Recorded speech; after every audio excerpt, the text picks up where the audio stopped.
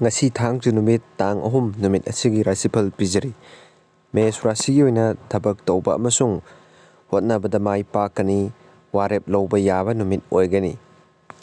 Praise Rashi oina sel thum laknabagi thaurang tauba kanagani wakhalda tanthaba sonthaba kharadi piri. Mithun Rashi oina anauba marup mapang loina jaba phangani. Tinariba singa lana launa dana bahonau. Karkat Rashi oina pukning wakhal hantadana bahonau imung manungda mityeng thamu chaba tumloi. Singha Rashi oina tungi phibam semjaba yaba numitni marup mapang sing loina bada asawram kaganu. Kainya Rashi oina panduna laihoba thapak sing mityeng thambada mai pakani seksilabadi sel phangani.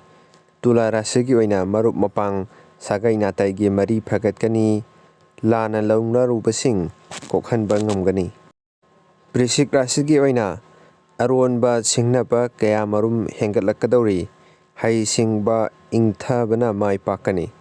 Danu Rashi oina sel thumgi mari lainaba arubasing warep loba tinthau daw yaba numit chai kaba numit oigani.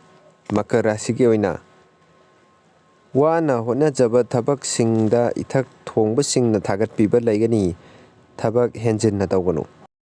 Kumbha Rashi oina pukninggi ihulda lakshinnaba hotnau sel thum ka hena chattaraba cheksillu amang ata thokadori.